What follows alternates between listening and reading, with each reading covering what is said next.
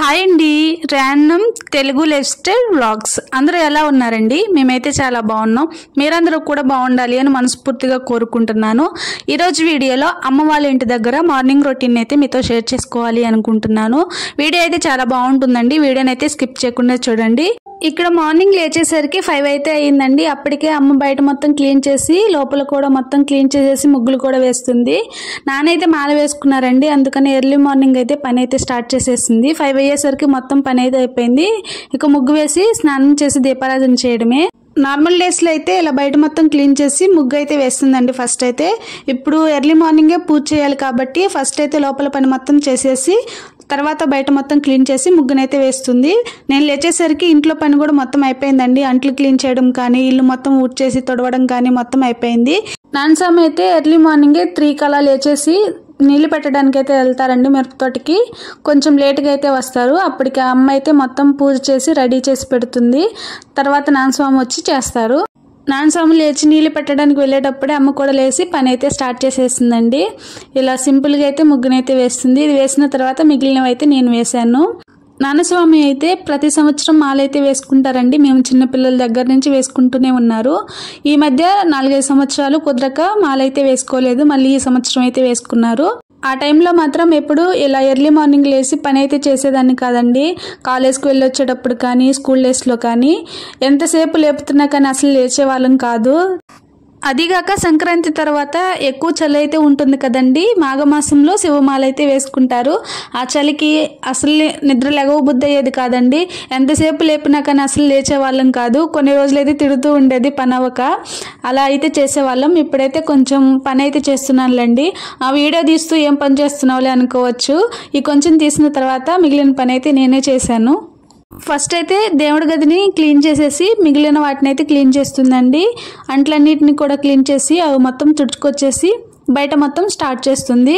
ఈ పప్పు అయితే నానబెట్టిందండి, అవి మొత్తం క్లీన్ చేయాలి. తర్వాత నేను ముగ్గులు అయితే వేసాను. అప్పుడైతే వీడియో తీయలేదండి. ఇప్పుడైతే చిన్న వీడియో క్లిప్ని అయితే తీస్తున్నాను. ఫస్ట్ టైం ట్రై చేశానండి రథం ముగ్గు, పర్లేదు బాగానే వచ్చింది. ఇలా బయట వైపేమో ఇలా చుక్కల ముగ్గులు అయితే వేశాను. ఇవైతే అంతకుముందు అసలు వచ్చేవి కాదండి. ఇప్పుడే కొంచెం కొంచెం నేర్చుకుంటున్నాను. ఇది కూడా ఫోన్లో చూసే వేశాను.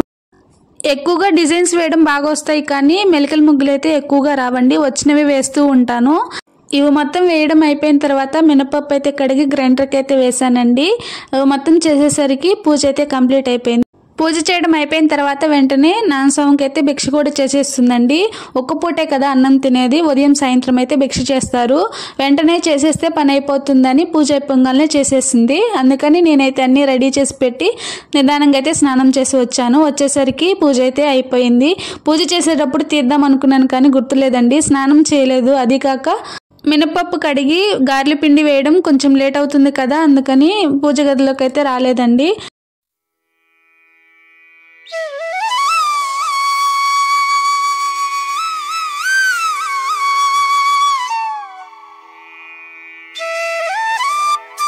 నేను ఫ్రెష్ అయ్యి వచ్చేసరికి అమ్మ వంట అయితే స్టార్ట్ చేసింది. చట్నీ కోసం అయితే ముందు వేరుశనగ పప్పులను అయితే వేయించుకుంటుంది. కొంచెం ఎక్కువగానే వేయించిందండి. ఎందుకంటే ఒకేసారి వేయించి పెట్టుకుంటే ఎప్పుడు కావాలంటే అప్పుడు టిఫిన్స్లోకి చట్నీ వేసుకోవచ్చులని ఇలా ముందుగానే వేయించి పెట్టుకుంటుంది. వాళ్ళు పొలం పనులకి వెళ్ళొచ్చి ప్రతిరోజు వేయించుకుని వేసుకోవాలంటే వేసుకోలేరు కదా, అందుకని ఒకేసారి అయితే వేయించుకుని పెట్టుకుంటుంది. తర్వాత అదే బాండీలో పచ్చిమిర్చిని కూడా వేసి వేయించుకుంటుంది. ముందు చెప్పాను కదండి టిఫిన్ కోసం గారెల పిండిని అయితే గ్రైండ్ చేశాను అని, అది కూడా తీసి పక్కన పెట్టుకుంది. గ్రైండర్లో వేసిన గారెల పిండి అప్పటికప్పుడు గారెలు వేసుకుంటే కొంచెం ఆయిల్ పీల్చుకున్నట్టు అనిపిస్తుందండి. కొంచెం సేపటి తర్వాత వేసుకుంటే అంతగా ఉండదు. కర్రీస్లో కూడా ఎండుమిరపకాయలని వేయించి ఇలా పౌడర్ అయితే చేసి పెట్టుకుంటారండి. డైలీ యూస్ చేసే కారంలో వెల్లుల్లిపాయలు వేస్తారు కదా, అందుకని ఆ కారంని అయితే యూస్ చేయరండి. సపరేట్గా అయితే కారం వేసి ఆ కారంని అయితే వాడుతారు. కొంచెం కారం తక్కువగా ఉండడం కోసం, అలాగే టేస్ట్ కూడా బాగుండడానికి కొంచెం ధనియాలు, జీలకర్ర, కొద్దిగా పసుపును కూడా వేసి గ్రైండ్ చేస్తారు. అప్పుడైతే కొంచెం మంట లేకుండా టేస్ట్ బాగుంటుంది. చట్నీ వేయడం కోసం వేరుశనగ పప్పులు చల్లారిన తర్వాత పొట్టు అయితే తీస్తున్నానండి. అమ్మ వాళ్ళకి ఎక్కువగా ఇలా పొట్టు తీసి చట్నీ చేయడం అలవాటు. నేను చేసినప్పుడైతే పొట్టు తీయకుండా అలానే వేసేస్తానండి. అలా వాళ్ళకి నచ్చదు. ఇలా పొట్టు తీసి వేస్తేనే వాళ్ళకి తినబుద్ధి అవుతుంది. నేనైతే నార్మల్గానే వేసేస్తాను. అవి చేయడం అయిపోయిన తర్వాత గారెలు అయితే వేస్తున్నానండి. ఈ 45 రోజులు ఏ వంట చేసినా కానీ టేస్ట్ చేసి అయితే చూడమండి ఎలా ఉన్నాయి ఏంటని. ఫస్ట్ దేవుడి దగ్గరికి తీసిన తర్వాతే అప్పుడు మేమైతే తింటాము. దేవుడి దగ్గరికి తీసి హారతి ఇచ్చిన తర్వాత మిగిలిన వాళ్ళమైతే తీసుకుంటాము.